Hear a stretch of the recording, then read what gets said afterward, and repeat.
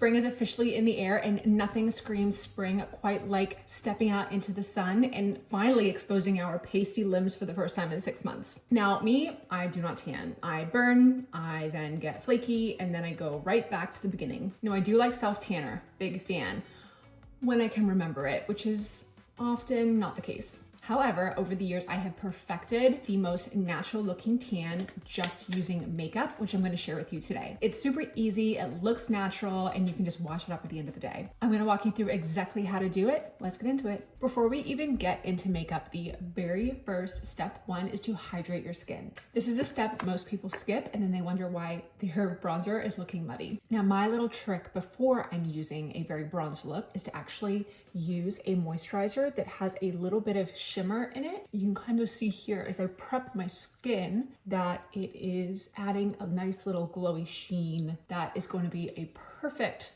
primer to lay all my makeup on top of. Okay, so first step is to use a regular base. I'm actually using the foundation shade that I typically use in the winter. I do not tan, and so the only reason I would maybe change my foundation shade is if I have a spray tan. I have a foundation shade that is 2 to 3 colors darker, and never forget to bring that foundation or concealer down into your neck, especially because we're going to be blending bronzer down into the neck today. Okay, once we have our base, it's on to step 2. So this is the step that is going to make or break your bronzed look, and the step starts with a bronzing balm. You want a cream bronzer for the step, and I'll explain why. So I'm using the Subtle Beauty bronzing balm, and what we're going to do is place it in the areas that the sun would naturally hit your face. First step I'm actually going to do is place it on the back of my hand. You see that? I like to put it on the back of my hand first so that I don't go in too aggressive. The key here is to build up on the bronze instead of having to take it away after if you're a little too heavy-handed. So I'm going to start here, and as you can see, very light application, and I'm not swiping the product, I'm pressing it into my skin, adding it where the sun would naturally hit and going up and around. So I like to go just slightly at the top of the cheeks. You don't want to go under. You don't want to treat this as a contour. The goal is just a nice sun-kissed look. Obviously, your forehead is where you're going to get the most sun exposure, typically, but highly recommend wearing sunscreen, please. Really try to add that onto the forehead without it coming in too close and making your forehead look heavy. So you see how I'm actually just stippling this up into the hairline as well? It can become very obvious if I'm wearing bronzer, if I don't drag that all the way up into the hairline. And then I like to come down here to help create that circle. I don't want to come into here because I'm actually going to use a different technique there. And then I bring it all the way down to this side. Another mistake I see people making is going too dark on their bronzer. I know it is so easy to want to choose a really dark color, but what can end up happening is, again, that contributes to maybe the muddy look that you really don't like, or it can actually make your skin look orange or just really fake. We want a very light shade, and you can kind of see how this shade is compared. Like, I'm the lightest as far as the Subtle Beauty bronzing balms, and it just adds the perfect amount of natural bronze without it looking overdone. And then I'm going to take a little bit more on the back of my hand to really blend that out. And I'm going to try to take it down onto my neck. So I like to concentrate on if maybe my hair is up and I'm in the sun, like it might get hit here. And so I like to concentrate on the sides and then blend it in towards the front. I find that to be the most natural looking without having to coat your entire neck in bronzer. That's where it looks a little fake, a little overdone. And I also like to just take my collar, bring it under again so we're not having a weird line caused by our clothing that we're wearing, especially if you change your outfit last minute, you know?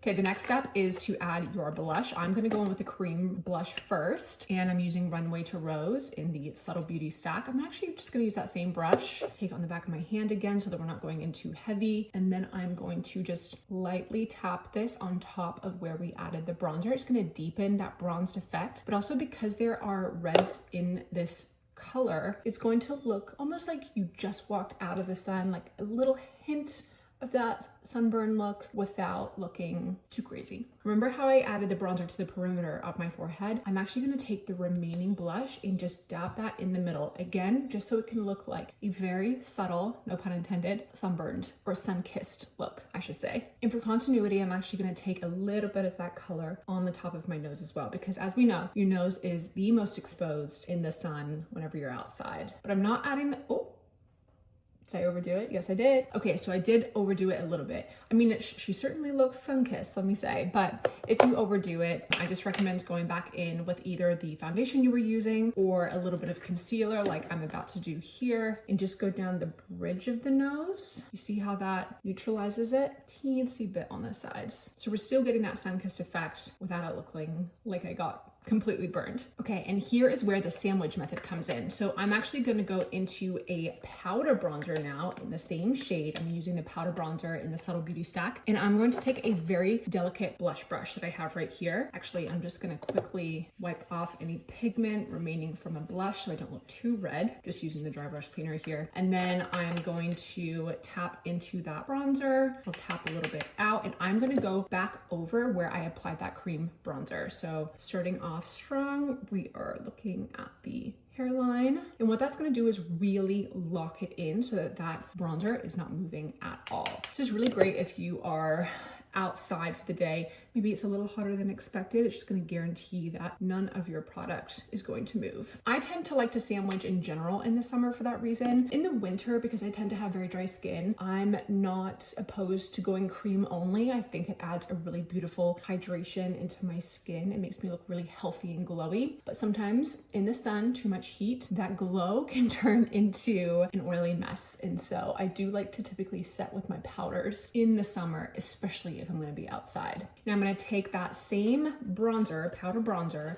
and I'm going to add that to my lids using my eyeshadow. And super simple, but again, I'm just going to add it slightly above my crease because I have downturned eyes, and then brush it on the way down onto the lid. I added a mirror lid to my stack. You don't have to, obviously, but it helps in times like these, let me tell you. I do have a slightly sharp edge on the eyeshadow while using the bronzer, but I'm going to show you how I kind of clean that up using my Shine Control powder in the same brush. So I'm just going to sweep this across, pull it over, and then what I like to do is actually go back in with the Shine Control powder, and it's going to help me really blend out the edges and blend it down into the lid without it looking too aggressive. Anytime you need to soften lines, go in with a neutral shade. I am strategically adding bronzer to the places on my face where it will look the most natural. Now my final step for setting everything in place is actually going back in with the BB powder. This is a powder foundation, but unlike other powder foundation, it's not going to leave your skin feeling cakey. It's not going to layer on too intensely, but you can kind of see how it really just helps blend out all of the products and almost create like that blurring effect.